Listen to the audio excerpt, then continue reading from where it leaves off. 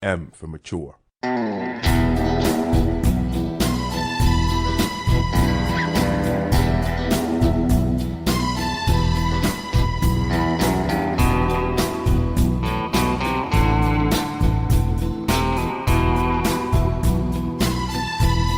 Hello everyone and welcome to the Zero Dead Podcast and to tonight's episode of You Can't Handle the Truth, a podcast where we play shotgun scenarios from the Fairfield Project Wiki and give our conclusions of them. I will be your handler Luke, and let's meet our lovely player Sebastiaan. Say hello Sebas. Hello Sebas. Today we're playing The Slab by Chris Huth. Enjoy.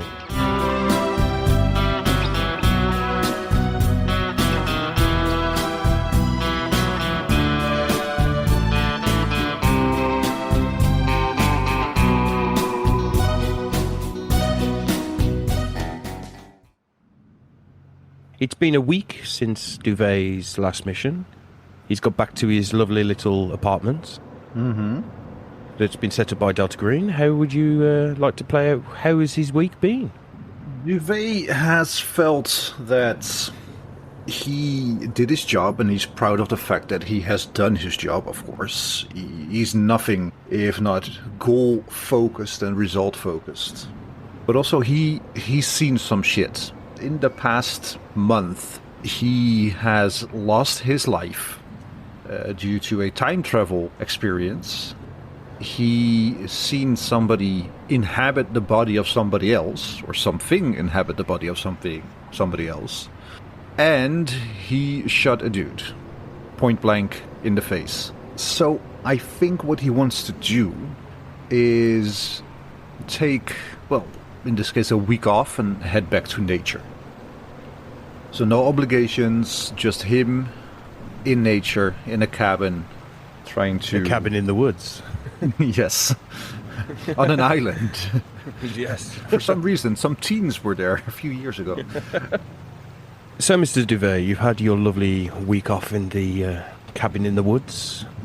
You've tried to decompress. After all the weird and random weird shit you've seen that's unnatural, would you like to give me a sanity roll? I would indeed.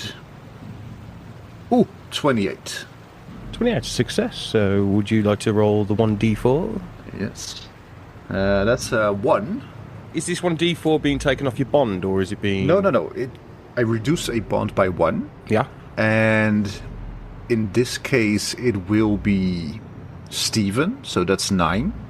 Because I haven't been going to the bar. So basically, my bar frequenting duties have been lapsing.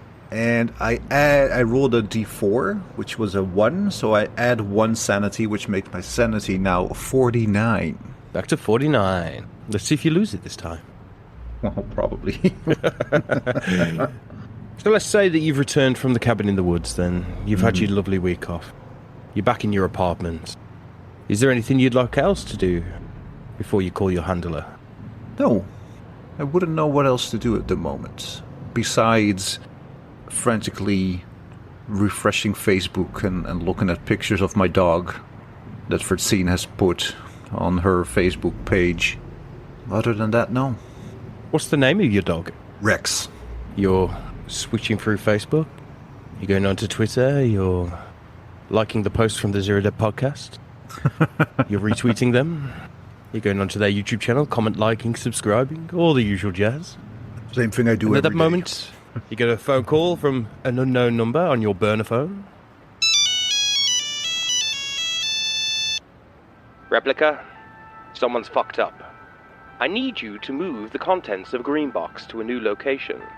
Now, records are sparse on what is located in there, but we received word that fraudulent credit cards that were being used to pay for the storage facility have been maxed out, and we've been told by the storage company that we have 2 days to relocate the contents of this bin. Otherwise, they will auction off the bin, which, as you know, cannot happen. Now, the bad record keeping that has led to this problem is also slowing down the solution, and I only have you, Agent Replica, to move its contents. You will receive a knock at the door momentarily with the dossier. At that moment, you hear a knock on the door. A man stands there, hands you a dossier, and walks away. As you open up your lovely manila folder, it says, Agent Replica, your objectives are as follows. travel to the green box at Eagle Storage Solutions in Akron, Ohio. Gain access to the green box, Unit 212, using whatever means necessary. Remove the contents of the green box as intact as possible. Normal Delta Green protocols apply to any unnatural items. And finally, transport the contents to a new secure green box in another city. It's up to you to decide where, as long as it's not in Akron and preferably not in Ohio. I take out my Delta Green handbook and look up the protocol for emptying a green box.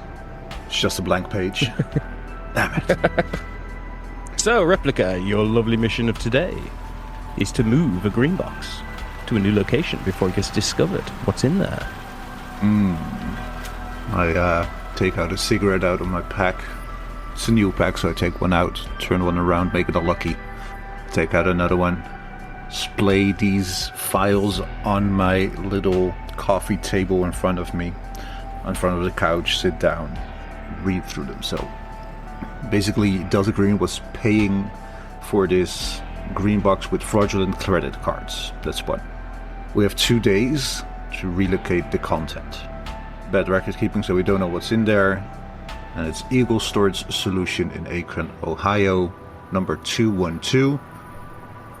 There is no key to this green box, is there, in this Manila folder?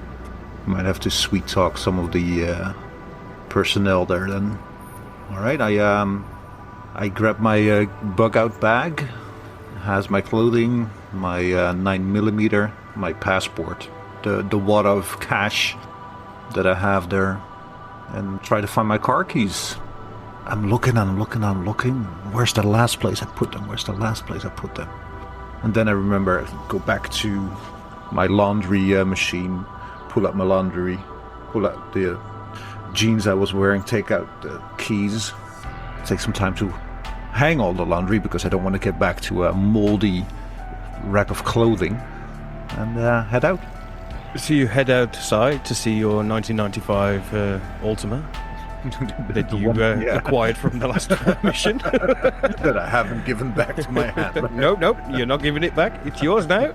Fine, I peed on it, just a bit. Yes, only slightly. So you head on out to Akron, Ohio. I head out to Akron, Ohio.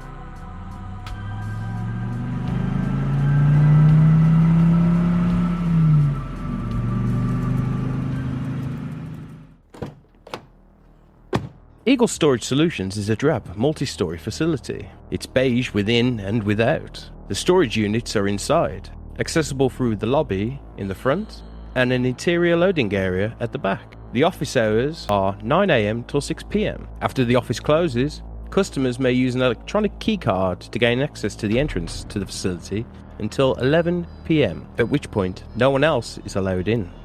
Alright, what time is it now? Let's say it's about 11 in the morning. I don't have any names from the credit cards or anything. No. All you have is that it's Unit 212 that you need to gain access to.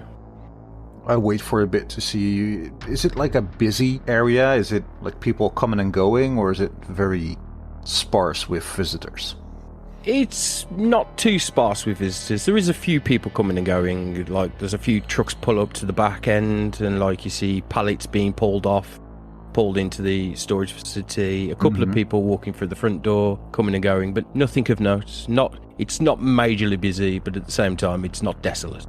First, I'll go to the front desk. You walk up to the front door. You press the button to get people's attention for the front desk to let you through the electronic door. You walk up to the front desk. You see a male, about 58 years old, just sitting behind the desk. Can I help you, sir? This is terribly.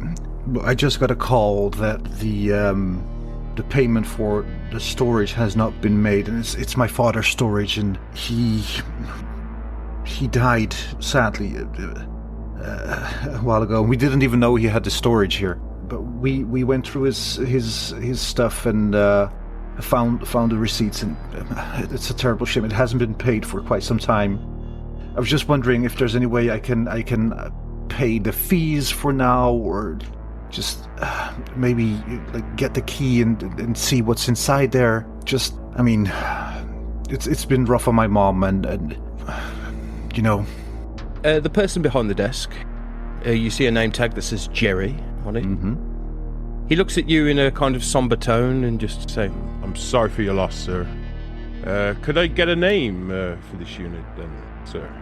My father was a weird one. I know it's number 212. That's fine, sir. I'll punch it in the computer if he may. A lot of people, I'm not telling you this, as he taps his nose. This is kind of put him under different names here. So let's find out. Norman? Does that sound familiar to you, sir? Well, he was an avid D-Day enthusiast, so yeah. Normandy, that sounds about right. That's fine, sir. Unfortunately, it seems like he's gone overdue on his payments by a few months. What's the damage? Damage is $2,500, sir. Ooh, hachi-machi. Unfortunately, it says here that the unit is to be auctioned off in a few days if payments aren't met. Yeah, I figured so. Is there any way I can just, get the key and maybe even get some stuff out? I mean, I don't even know what's in there. It might be nothing, it might be family heirlooms, It's a terrible shame after, he got wounded in the war and, he never fully recovered. Could you give me a persuade roll with a 20% bonus? Well, I already rolled, and it was a 005. Ooh, lovely. Because when I was talking, I knew this is going to be a persuade roll. Okay then, so Jerry looks at you again, quite somberly still. Look, I'm not supposed to do this, but it's not exactly a normal situation if the occupant has deceased, but let's just say, between you and me, if I give you the key and you get all the stuff out of there, we can just auction off the fees later for a completely empty bin and no one will be wiser. They don't know what they're bidding for, they're just bidding for a bin. So, this stays between you and me, right? What stays between you and me? And I wink. Oh, I like you. And he hands you the key to Unit 212. Nice. I thank him with a nod, and head off to 212. So you walk down the corridors, just bin after bin after bin, until you reach Unit 212, which is a 12-foot by 12-foot space accessed via a roll-up door, secured by 2 padlocks. Do you open it? First I look around. Do I see anybody? Is there anybody looking at me, watching what I'm doing, or is it an empty corridor at the moment? Give me an alertness check. 36. 36, success. 63. Okay. Yeah. You notice that there's no one around, but there is a security camera in the corner. Yeah. That is revolving, so it can only see you half the time. Trying to not make it that obvious that I'm gonna do this. I wait until the camera is looking the other way and try and quickly open the locks. Then when it moves back, because I in my mind I'm standing in front of these doors, it turns away. I have just enough time to open the locks. Turns back to me, so I'll bend down, tie my shoelace, and the moment it turns away again, I walk in. The only thing inside is a rough-hewn solid slab of stone, about 7 feet long, 6 feet across, and 1.5 feet thick, triple wrapped in a tarp. The stone is barely visible under the dirty, almost opaque tarp plastic. Give me an alertness check. Yeah. I closed the door behind me, and I rolled a 54 under 63. At first glance, there seems to be a dark stains like dried blood on the upper surface of the slab, but they are not apparent on a second look. Take 1 sanity damage. So I see this blob of what looks like blood. Seemingly disappear in front of your eyes, yes. Yes, and on a second glance, it's gone. Yes. So to paint a word picture of what's actually going on, you're standing inside the bin now, the door has been shut behind you, you're in a 12 by 12 foot room, and you're staring at a slab of stone that's covered in a tarp. Let's say it's on a pallet as well. Above the hum of the fluorescent light. Yes.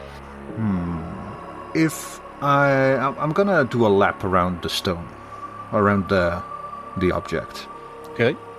Do I notice anything changing as I'm walking around it? From the corner of my eye, or does it move with me? Or...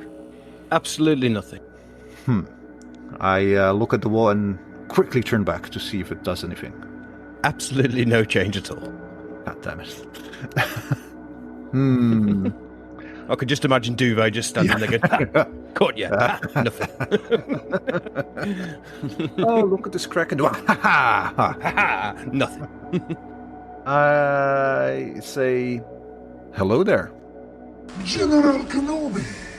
No response. There's not a Yithian in this one before you start thinking that. You never know. It's a, You never know? stone slab. It's a stone slab. It could just be a repeat of last time. They said they had it in storage. If I hover with my hand above it or close to it, does it feel like any weird vibration or... None at all. I take off my jacket, put it over the exposed area of the stone, so I don't touch the actual stone itself. And how heavy is it? Can I pick it up? That's the next question. There is no way of you picking up a 7... Let's have a look at the size of it again. A 7 feet long, 6 feet across, and 1.5 foot thick piece of stone. It is on a pallet. It is on a pallet, yeah. So I could get a quick forklift certify course. Yes. You could use a pallet truck. Yeah. How much money do I have? Oh, let's have a look. If this was Call of Cthulhu, I could do you a credit check, but let's do a D100. My dumbass was actually looking for a D100 when I was holding him in my hand. 79. Let's say you've got about $750 that It might do. Yeah. You've got a wad of cash, let's say, that's for basically for special occasions or getting the hell out of here or, you know. Or just a party. Or just a party, yeah. The reason I'm asking is I don't think my 1997 Ultima is going to be able to... Yeah, I'm not going to be able to move this thing. That's a bingo, sir. Yeah. You're not going to fit it in your car. So I would have to rent a pickup truck or something. Yes. Yeah. Well, that's what I'm going to do then. Picking up my jacket and doing like the aha motion when I do it. No change? No change. Damn it. Head back to the front desk and see if I can get Jimmy alone without anybody there to ask him if he knows a good rental company for a pickup truck. Well, for a start, sir, you should have called me Jerry, not Jimmy. But, you know, we'll gloss over that because I know you're a man that's going through grief right now. So you would like a rental company? Well, there's the Hertz company up in town. Yeah. Thank you, Steve. And I'll say Jerry a few times so you can copy. Jerry. Yes, Jerry?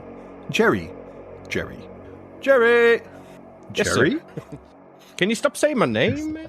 Like, you're making it weird, man. Looking outside. Jerry. Jerry's looking at you very confused right about now. I thank Jerry again, and I'm confident that I locked the door with the 2 locks again. From the, yeah. And I drive off to the Hertz company.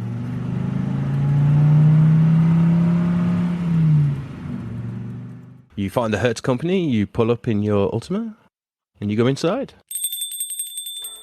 You see a lovely man behind the desk. How can I help you, sir? Look at his name tag, sees Jim. Sir, can I call you Jim? Yes, sir, you can. All That's right. my name. Well, thank you, Jim. I'm looking to rent a U-Haul truck. I have some things in storage that I need to move, but, well, as you can see, and I point outside to my 95 Ultima, that's not going to cut it. Sure thing, sir. So, the base price for it is $40 a day, plus $1.50 per mile. How long are you wanting to rent this truck for, sir? It'll be more than 2 days. 2 days, so that'll be $80 base price, plus we'll charge you $1.50 per mile. That's perfectly fine. How about I pay up front for 100 and we settle the account later? Okay then, sir. If you would just like to fill in these documents here, and he hands you a clipboard with the standard release forms, and we can get that started for you, sir. Sure thing. And I take place in the waiting room, one of those little plastic benches that they always have, like the three together in an L shape in the room, and fill out the form with my actual credentials. Johnny Duvet, Yes. Alabama. No, you're from Atlanta, aren't you? Yes. So then you hand the forms back to him. He takes a photocopy of your driving license for prosperity. He says, if you'd just like to wait here, sir, we'll bring her out front for you in a moment. Jimmy, I have one more question for you. Yes, sir. I need a secure place for storage. I know that the storage company further up, what's the name again? Eagle Storage Solutions. We ran into a bit of a, wouldn't say fight, but an altercation, a verbal altercation. They lost some stuff of mine and I don't trust them anymore. Do you know of another storage company that is actually dependable in this area? A storage solution in Akron, you say? Nearby, preferably not Akron. I have been running into some less cooperative people here. Well, sir, if you'd like to go over to Columbus, there is the Triling Storage Solutions. That'll do. Okay, then, sir, I'll give you the phone number for those. If you'd like to call them when you're on your way, I'll give you the address as well, so you can put it in your satellite navigation. I was going to say, would you like to drop off the U-Haul there, or would you like to bring it back here? Ooh, that is a good question. I could just drop it off there, take a bus back, because that would be cheaper, I think, than driving it all the way back. Yeah, okay, then, sir. I'll let U-Haul up in Columbus, let them know that you're going to be dropping off there in, say, 2 days. Yeah, I think so. I don't think it will be 2 days. I think it's tomorrow at the latest. Jimmy, I want to thank you. You've been most helpful. Thank you, sir. So he steps out the back. Would you like to do anything while he's sorting out everything? Yeah, Duvet's going out for a smoke. Okay. Do I see anything when I'm standing there smoking? Give me an alertness check. 51. 51. Yes, you see SUVs pulling up everywhere with people with with the earpieces staring at you. No, it's a quiet affair. There's nothing really going on around you. All right. Well, then I wait until the U-Haul's brought out front. Thank Jimmy again, profusely. And Jimmy says, "Thank you, sir." No, thank you, Jimmy. Thank you. No. Thank you, sir. No. Thank you. No, I love you more. And I'll head back to my storage at Eagle Storage Solutions.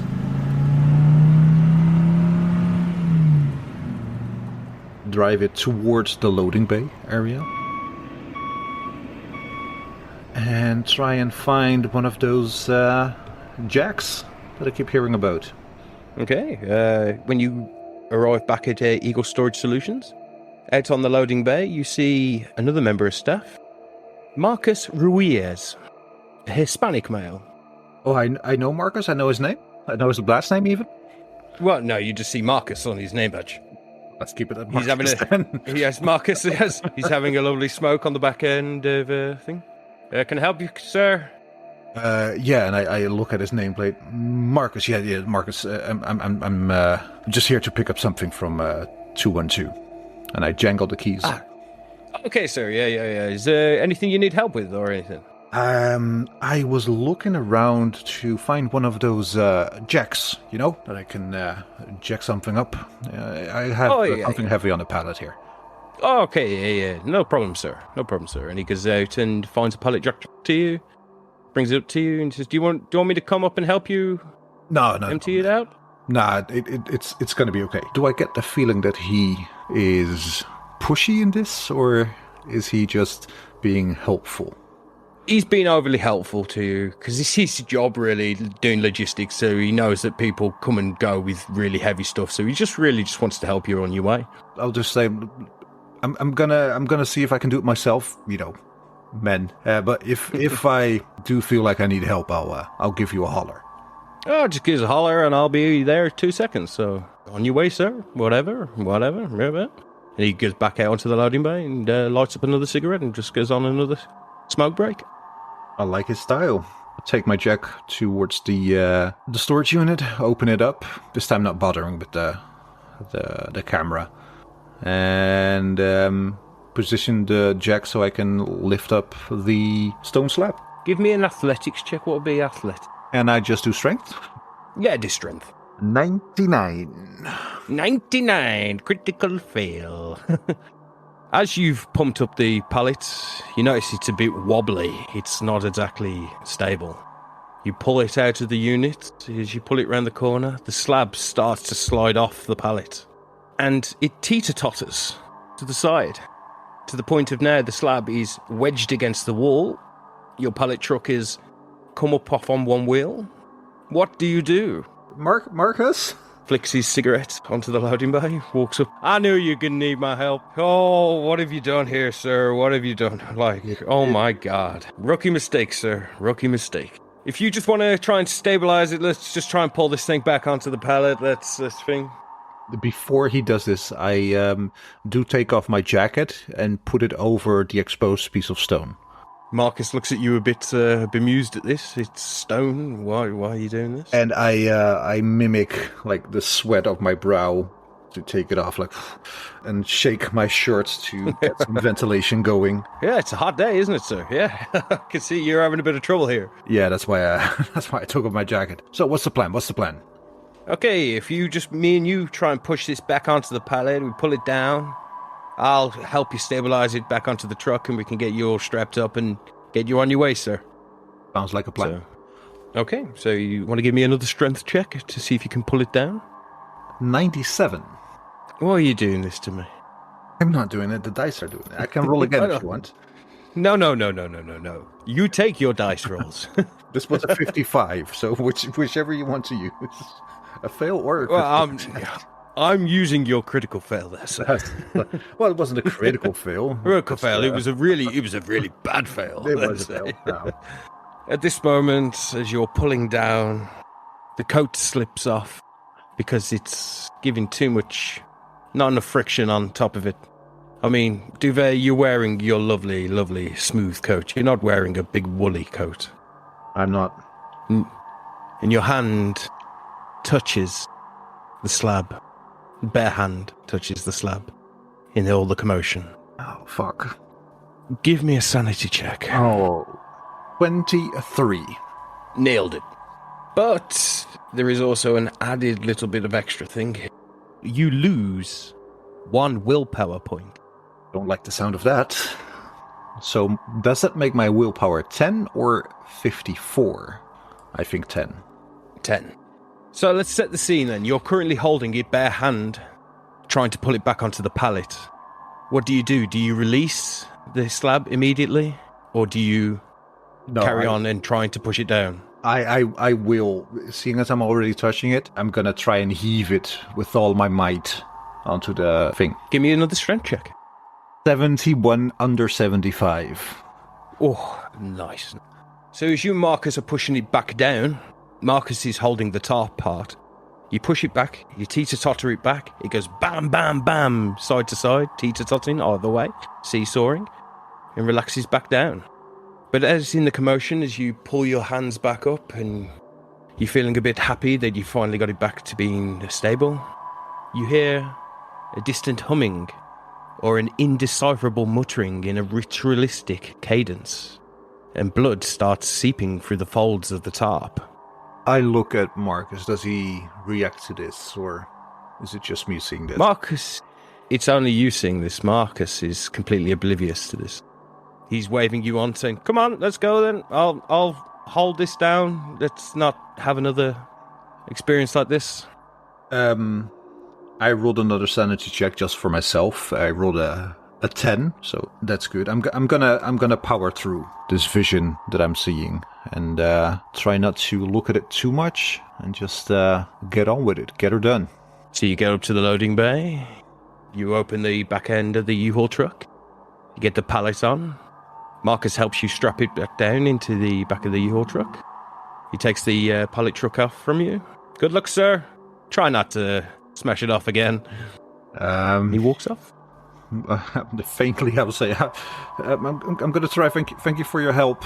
Well, sideways eyeing the blood coming through the tarp. I'm going to close the U-Haul truck, the back truck door.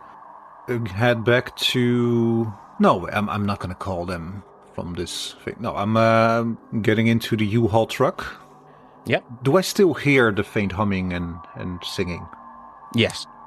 I'm gonna drive this truck to I-77 and I'm gonna take the first option to get off the road and try and find a little secluded area, like a back road with some privacy. As you pull off the highway, would you like to give me an alertness check? No. 3. 3. Huh. You spot in your side mirror a car following you. It's approaching very quickly up to the U-Haul truck. But as you look again, it's gone. I check the other side mirror. Check the other side mirror. Nothing there. But you can't help feeling that you know what car this is. Is it a 1995 Altima? Unfortunately not, no. Give me a luck roll. 46. 46 under 50. That's you know this car to be Francine's car. Your ex-wife. Excuse me? You can't shake the feeling that this was Francine's car that was following you. But you're thinking, hold on, I'm not even in the same state as Francine. Shit. I'm still going through with my plan. I'm trying to shake this feeling. This is not Francine. It can't be Francine. I get off the highway, get off the interstate, whatever, and try a secluded area, park, get out, and open the back door. How long would you say that you've been driving for? 20 minutes max. You've spent about 30 minutes loading it up and about 30 minutes driving now. You open up the back of the U-Haul truck. Mm-hmm. You see the slab securely down. Would you like to do anything? Does the U-Haul have a little light inside that I can turn on? Yes. All right. It's very light. It's still the middle of the day, isn't it? So no. But if I would close the door, the back door, there's an internal. There is an internal. Guess what I'm doing? Closing the door, turning on the internal light. Is it still oozing blood? Give me a sanity check. Are we doing house rules? We're doing house rules, yes. 69. Hey. No, it is not bleeding. But it also, by looking at the slab, it doesn't seem like there was any blood there at all. This seems to be more of a hallucination. I touch it again. Barehanded?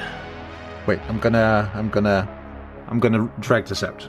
Duvet is sitting there, standing there on his haunches, sitting on his haunches, looking at this slab, trying to piece it together. I saw Francine's scar. I saw blood coming out. The moment I touched it, something happened. Only I could see it. Do I feel like drawn to it or anything, or do I hear anything? You can still hear the distant humming and indecipherable muttering, but it's more of in your head. It's not really like it's coming from the stone. This is difficult. I'm just hearing this in my head. If I'm thinking inside my head like, hello, is there any response? No response. Do I touch the shiny? Let's see. No, I'm not touching the shiny. How long would you say you've been sitting there, just staring at it? I feel like Duvet would have done this for minutes, maybe even 10 minutes, just running through options, contemplating, thinking about everything, trying to talk to the sounds in his head. Could you give me a sanity check, please? 29. 29. The indecipherable muttering and the ritualistic cadence start growing in volume in your head until you hear Francine's voice shout Johnny, and then nothing. Silence. Where did the sound come from? It was in your head, but it was when you were staring at the slab.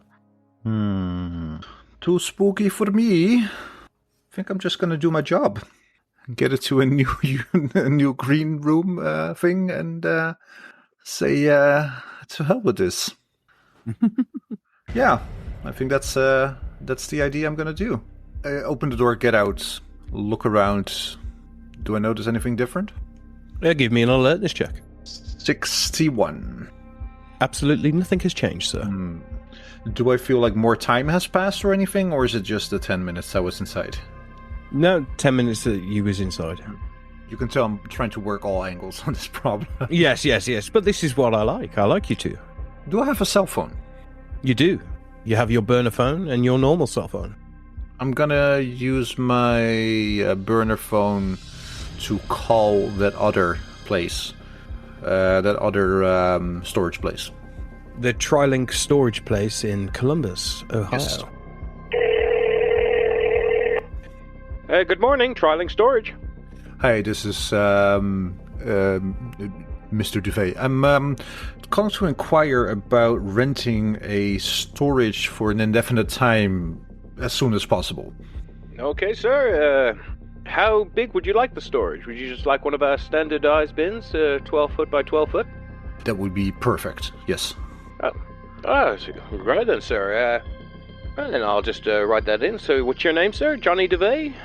Yes. Okay, Johnny Duvet. Storage starts at $200 for the deposit of the bin, but then it's $20 for every day that it's in use. You say for an indefinite time, sir? Yeah, indefinite time. Indefinite time, sir. Okay, and can I get a credit card number from you or anything? That's the problem. I don't have a credit card. Ooh, bad credit, I take it. It's not great, Bob. How did you know my name? Just a lucky guess. Oh, yeah. Nice to meet you anyway, Johnny. Well, will you be paying in cash, sir? I will be paying in cash, and I will indeed be paying for the first week in cash.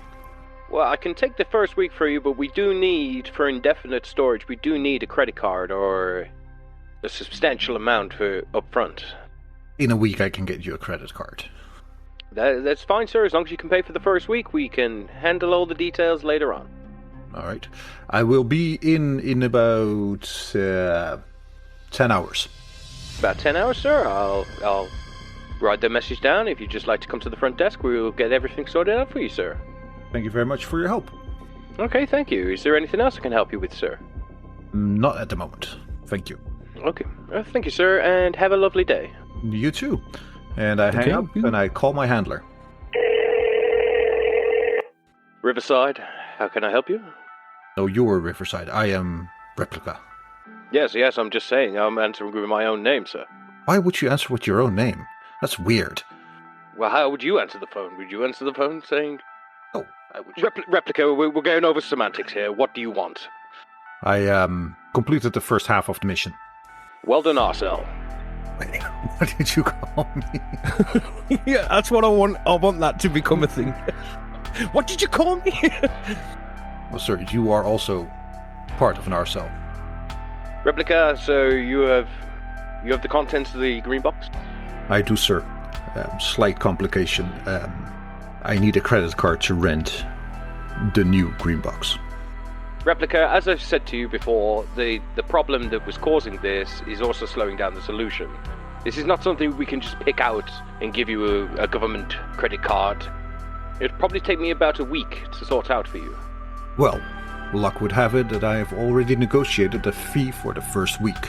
Well, unfortunately, you're probably going to have to pay for that first week out of your own pocket. We can probably deposit the money back into your account later at dates, but I'm not promising anything. But that's still a lot of maybes. I thought that money wouldn't be a problem. As to say to you, this is an unusual situation where normally it would be handled, but as I say, Replica, the bad record keeping that has led to this problem is also slowing down the solution. I can't just give you funds. Understood, sir. I'll make it work. Make it work, Replica. I expect results. Okay. I'll make it work. Bye, sir. Goodbye, son. So you're now in the backwaters on the outskirts of Akron. I'm hesitant to get back into the U-Haul. I, as a player, but also as Johnny Duvet, are both hesitant to get back in the U-Haul. I open the back door again. close the back door, lights on, get back on my haunches, and I'm looking at this thing. I'm looking at this stone slab, and I know it's doing something. I know it's doing something. I can feel it in every fiber of my being. I'm just gonna talk to it. Look, I'm gonna get you to a new safe location, but I need you to work with me. If somebody else finds you, they will break you. And I'm not meaning in a metaphorical sense, I'm meaning they will literally break you. So I need to know what's happening, and I need to know how I can stop this from happening to my mind, because I am going bananas bonkers here. Is there any reply? Could you give me an alertness check? 21. There is no reply, but as you look down, as you're monologuing out loud, you look down away from the slab, you look slightly up at it, and you could have sworn there was a dead body on top of the slab. You take a double take, the body is gone. Give me a sanity check. Oh, I didn't see that one coming. No, not at all. 72. Ooh, give me 1d4, please. 2. You take 2 sanity damage. Were the folks keeping track at home, my sanity is now 46, so my breaking point is 44. Ooh, 2 away. And you wanted to retouch the slab. No. Oh, I didn't touch the slab, I was just talking to it. Okay. I saw a dead body. Did I get a good look at it? Did I notice anything about the body? No, because it was under the tarp. It just seemed to be like an outline. Yes. I'm gonna do something incredibly stupid or incredibly smart. I open the tarp. You open the tarp? Yes. Well, give me a dexterity roll. You're nimble, so I'll give you a 20% bonus. Well, it's a 9, but also a 30. 39. So you do it like a cat, so you're taking it off all nice and nimbly. Mm-hmm. And you're now presented with the slab. Describe the slab to me. What do I see? The slab appears to be a metamorphic rock and probably weighs between 5 and 6 tons. It looks like a sacrificial altar or the capstone of a dome or a trilithian. Does it have markings of any kind or like words in it? Do I see blood spattered like I saw before? There seems to be like markings of where sacrifices have been taking place, so like where there's knife scrapes across it, but there's no dried blood on it. There's no kind of markings or any writings on it. Could you give me another sanity roll, please? 35, under 44. You hear Francine's voice once more in your head. Johnny, help me. This can't be real. This can't be real. This can't be real. This can't be real. Step out. I step out, close the door. Is it still pinned down in the back? Step back in. Pin it down again. Step out. Close the door. So you get back out, you shut the door. Yeah, I know. This can't be real. This can't be real. This can't be real. I am standing in the woods, or at least in some backwater alley of a road. Close the door back up. Lock the door. Get in the front. Turn the radio on loud, so I don't hear the voices inside my head, or try to drown them out at least. And I start driving. Yep. I'm just driving. You're driving. Driving. For how long would you say? It's a 10-hour drive, but I'm making good time. It's the middle of the day, not a lot of people on the road, so I'm making good time. But I think at around 5 hours, I would have to stop for a bite to eat as well. So let's say I drive for 5 hours straight. You drive for 5 hours straight, you get off at a service area, You pull up, you park up. Could you give me another sanity roll? 41 under 46. As you shut the door, you capture a glimpse in the wing side mirror of your dog. I turn around. You turn around, no dog there. You look straight back at the mirror again. You see yourself with the dog. Does this make me feel happy, or does it make me feel anxious?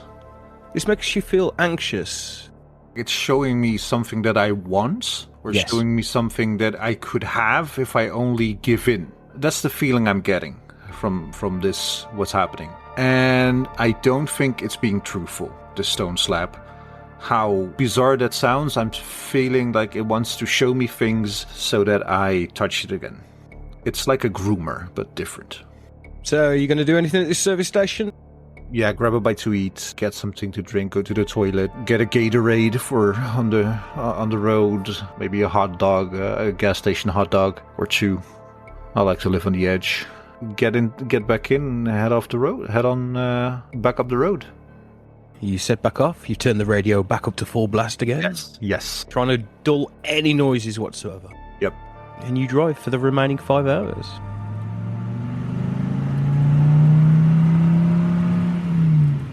Pull up onto the car park of the Trilink Storage Solutions. What do you do? Well, I park the U-Haul in a designated spot. Get out, walk into the office, and say, "Hey, I'm Mr. Duvet. I called earlier."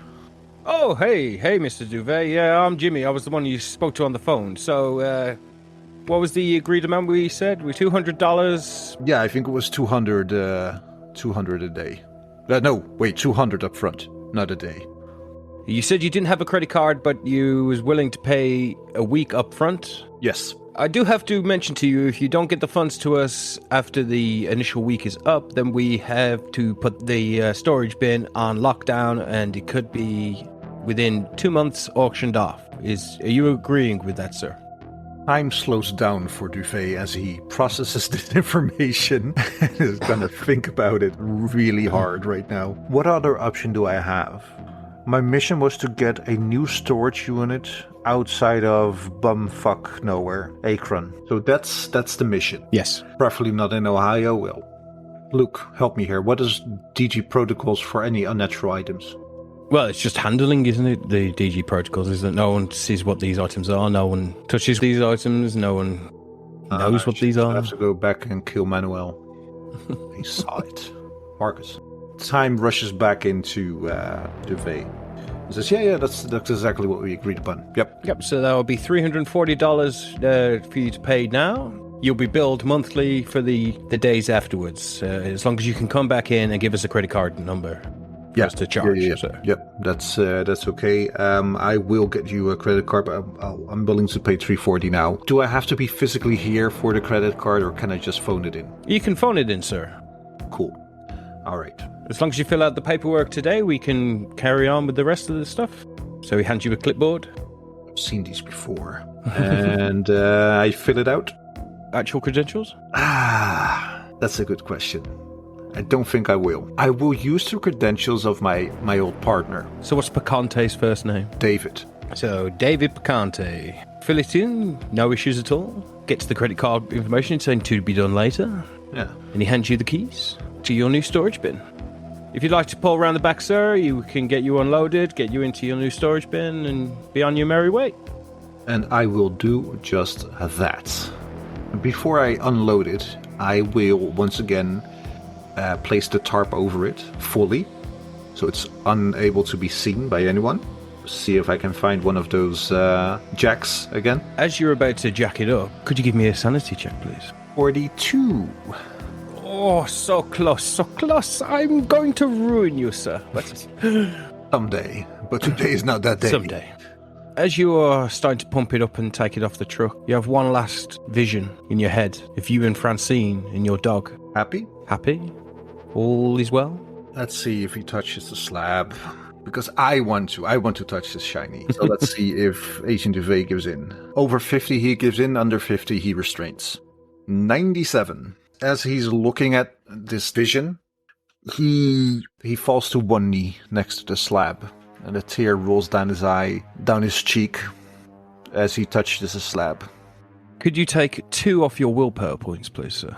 And also give me a sanity check. 1. Ooh, 1 sanity damage. I'm gonna project. Blood. I require blood.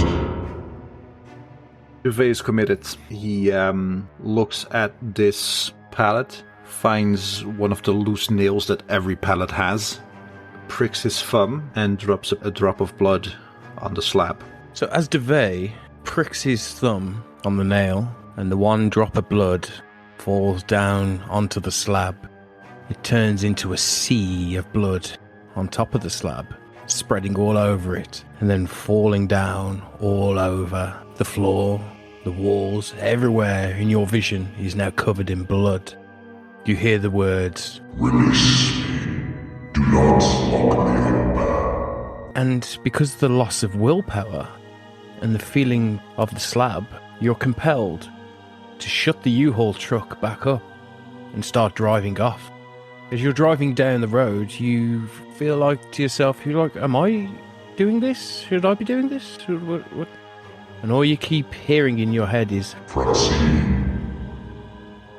I can give you Francine. you pull up to the side of the road, open the back door, see the slab still covered in blood. The blood is now emerging from the back of the U-Haul truck and onto the side of the road.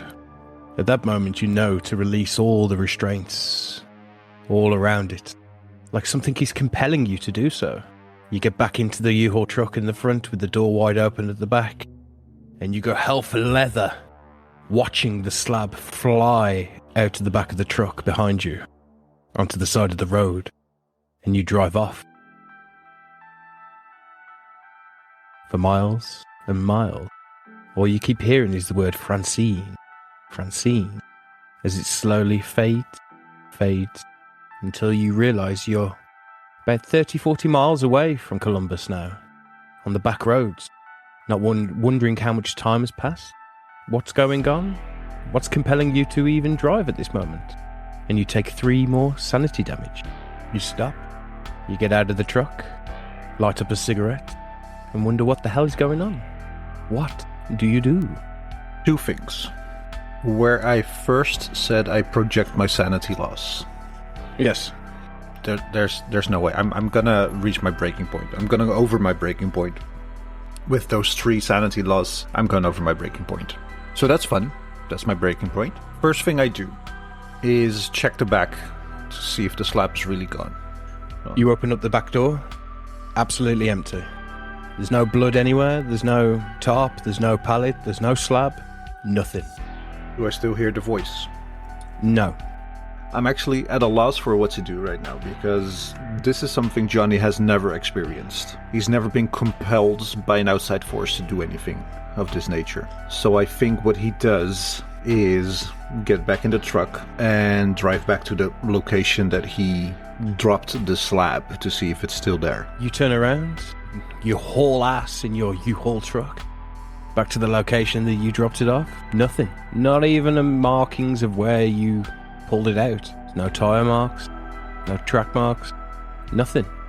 Then the question is, does Duvet keep up appearances to his handler? Well, does he? Would you like to call him? I think he should. Replica? Riverside. Mission accomplished. Well done, son. I expect a full report on my desk next week, as well with the new location of the new green box. We will also be sending you the funds for the upkeep of this new green box, and I hope this is satisfactory for you. It is, sir. Could you give me a persuade check? Yes, I can. 40 on 40. Oh, so it wins. He believes something is amiss, but he's waiting for your full report. You've done it. You've successfully convinced him. But at what cost? I'll be in contact, Replica. Again, sir, job well done. Thank you, sir.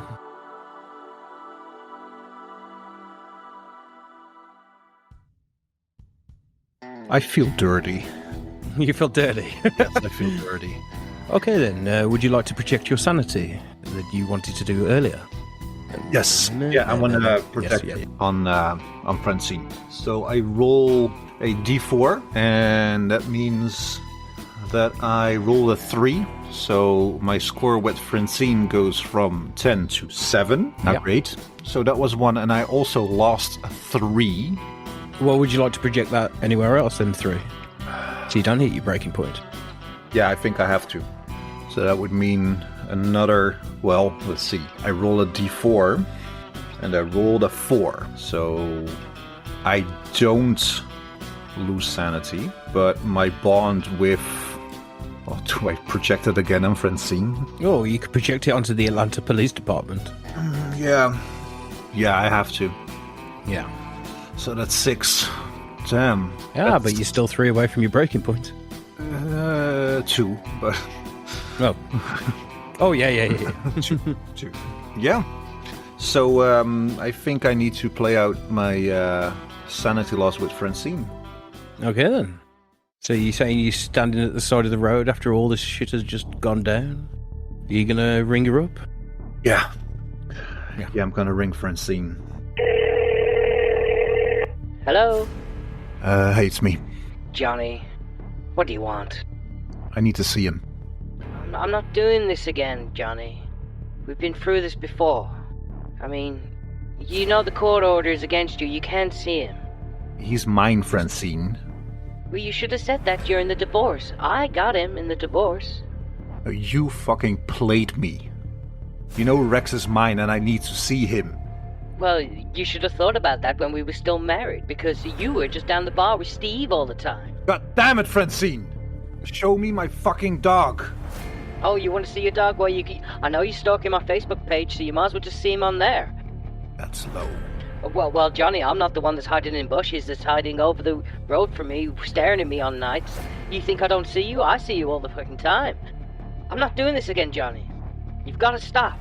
I'll stop if you give me my fucking dog, Francine. You'll never get your fucking dog back. The phone goes dead. I throw my phone on the ground. God damn it! Blackout.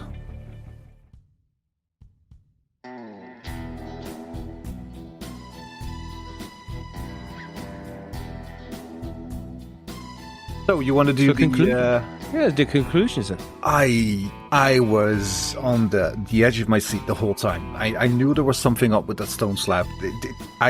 Let's start at the beginning. I thought that this green box would have been full with shit and stuff and weird things and maybe even like that body or anything. But the moment I opened it and you said there's only one thing inside, I was like, oh shit, this is gonna end bad. This is gonna end so bad. I knew something was going to happen if I touched it, so I wanted to make sure I didn't touch it. But also, as a handler, your job is to make me touch the shiny. My rolls were so bad that I had to touch the shiny. There was no other way. Well, it gave me an out when you rolled 99 when you was trying to pull it out with the pallet truck, and when I thought, oh yeah, because I've pulled pallets before in warehouses too quickly, and they've just teeter-totted to the side, and you're like, yep, there you go, you're touching it.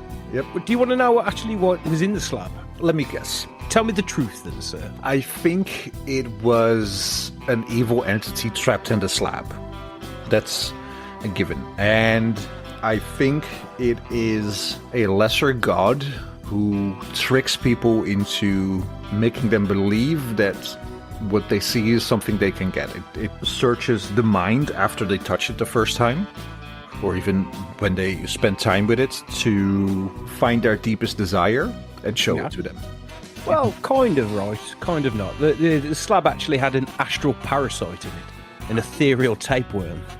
It was, it basically, every time you touched it and got sanity loss, it was gaining in strength.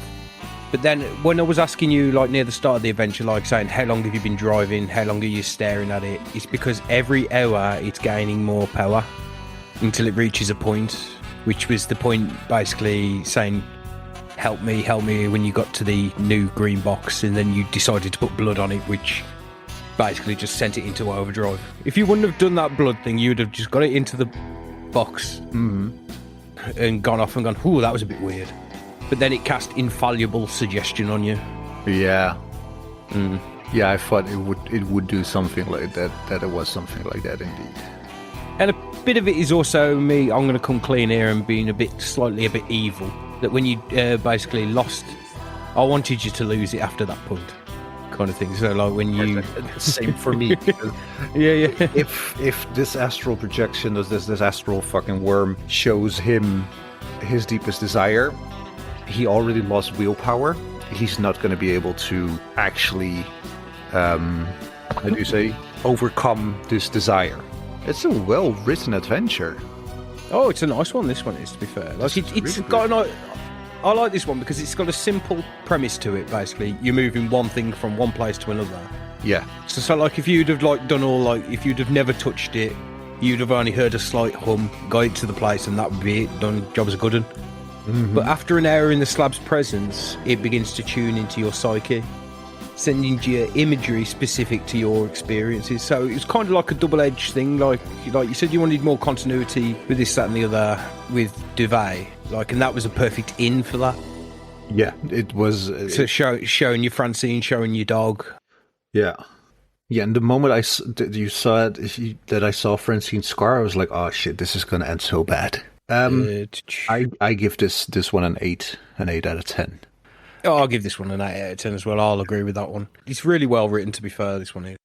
Yeah, and I think it's well written for a one-on-one. Very well written for a one-on-one. But I also think if you do this with a group and you have 2 people touching the slab and everybody is trying to do their job, but there's 2 people who are like, you know what? Why don't we set it free? Yeah. That might be a very Let's set it free. Let's cool release. dynamic. Thank you, Chris. You wrote a nail biter for me.